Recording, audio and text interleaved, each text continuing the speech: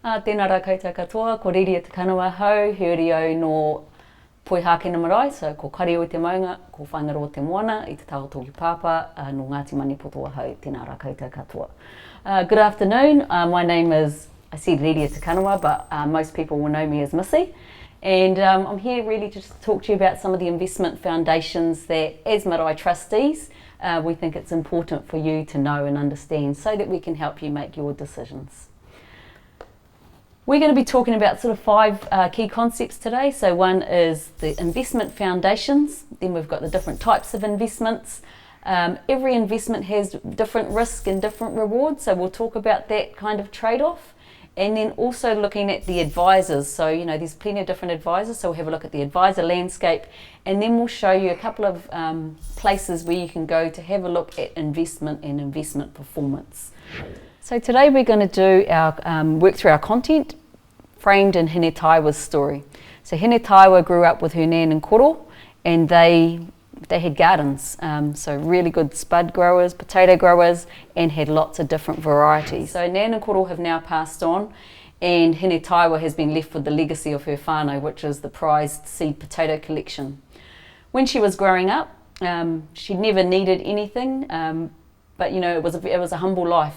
She was surprised to find out after her karaua had died that not only did they have the seed collection, which was left to her because she was the one who helped, but also that her nan and koro had accumulated some cash, some managed funds, and some investment property, and she had no idea, and she was given the responsibility to look after those on behalf of the whānau. So the potatoes collection, that was for her, but she also had the responsibility as trustee for her whānau to grow those assets for future mokopuna. And so when we come into our investment foundations, which is our first part, you know, we sort of think about what is investment. And in summary, it's when you put something, you take a short-term sacrifice now for long-term gain. And that doesn't just have to be financial. So when we invest in wānanga, you know, we're doing something now so that our cultural capability and capacity continues to grow.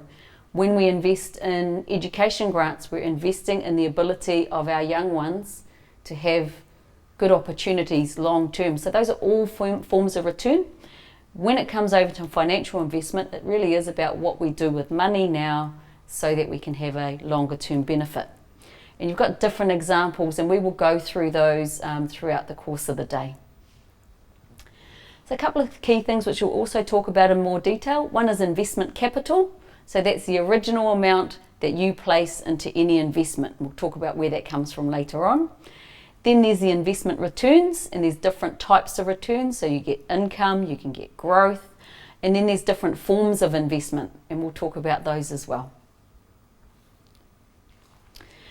But before we go into talking about those sort of individual concepts that we've alluded to, the first thing I want to talk about is the time value of money. So when you have $1, it is worth more today than it will be worth in 20 years' time. So who is, I don't know if it's that old or young enough to remember the price of a popsicle, say 15 years ago?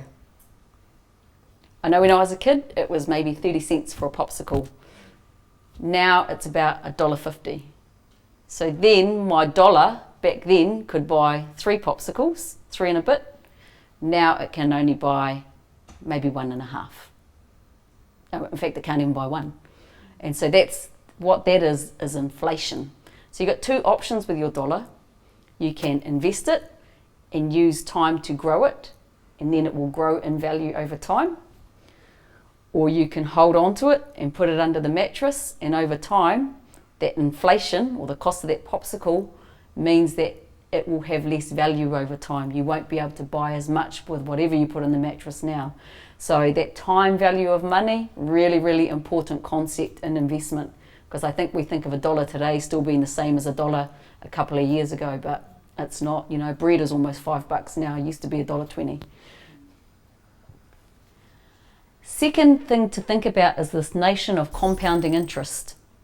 So compounding interest really means when you make an investment, you earn interest. The compounding interest is when you earn the interest on that interest. So if I have $100 and I put that in the bank and it was invested at 10%, I can get $10 next year and I could take it away and spend it. Or I could get that $10, put it back in the bank, and it could earn more interest. And every year you do that, the amount that it earns is growing and growing. And so that's the red curve that you can see up on the screen. So simple interest, you earn it and you spend it. Compounding interest, you earn it, you reinvest it, and you earn more. Over time, the amount that you earn will exceed the amount of interest on the original investment. There's two types of interest. One is called simple interest and one is called compounding interest. And so in the top graph there, that's the simple interest, is what I referred to before. You earn your $10 and you go away and spend it. If you had just saved that all up over time, you would have ended up on the right hand side up the top in red. If it was compounding, that meant every time you got your money or interest back and you reinvested it, you would earn more interest. And that's the bottom graph, also in the red. The difference between those two is about $200,000 over 20 years. So the difference between reinvesting that money or taking it out equates to $200,000. So I mean, in 20 years' time, that $200,000 could really be useful for the marae. So that's just the difference between those two types. But whether that matters really depends on the interest rate. So the top graph is similar to before. That's compounding interest at 5%. But in the times that we're in with COVID, our interest rates are really, really low. And so you can see the difference between compounding interest at 0.5% and compounding interest at 5%. And so what you can see is if the interest rates are high enough, compounding interest makes a big difference. If interest rates are low, it makes a minor difference. And this is probably the best illustration you'll see of that. At such low interest rates, it makes a very small difference. And so you have to start to think about whether that's the best investment option that we can have. We'll talk about risk and reward later. It might be safe, but what are you missing out on? That's the other risk.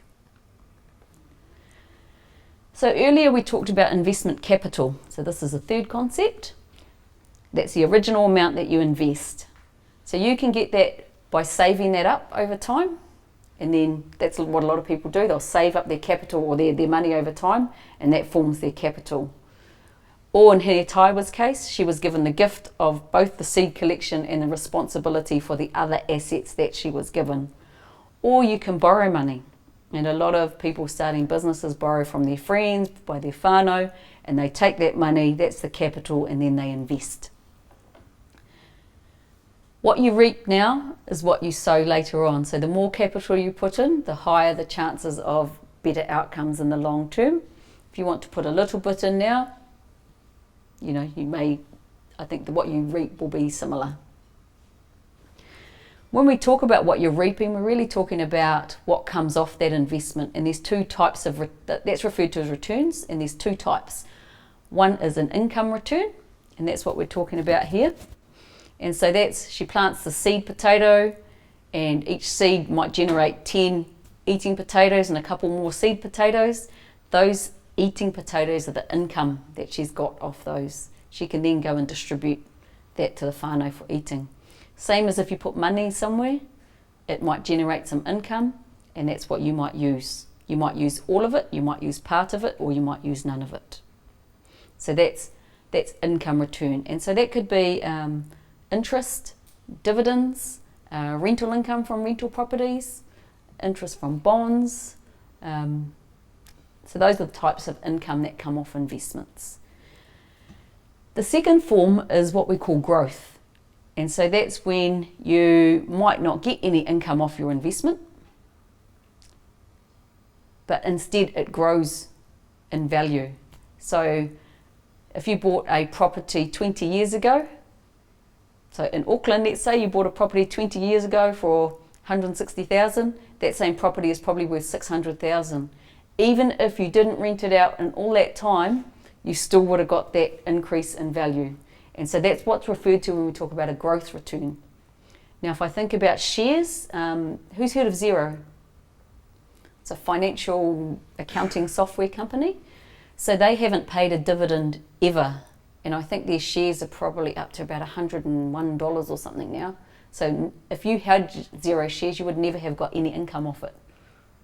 But the value of the share you have will be higher. And so that's what we call a growth return. Any pātai? Yes. Tēnā koe, Missy. My marae only has koha for income. What are some other examples of income that marae can have? So they can have hireage. So if people want to use the marae facility, they can have hireage. So that's one option. Some of them have merch, so they sell, their marae sweatshirts and t-shirts and things like that. So they might get income off that. So those are probably 2 examples of other income outside of koha. Some have programs that run there, and so they might get kind of, I guess it's a form of hireage, but like some lease income, or some might run the programs themselves, and so they're getting contract income. Awesome, thank you. Kia ora, Missy. There's a lot of things that need fixing at my marae.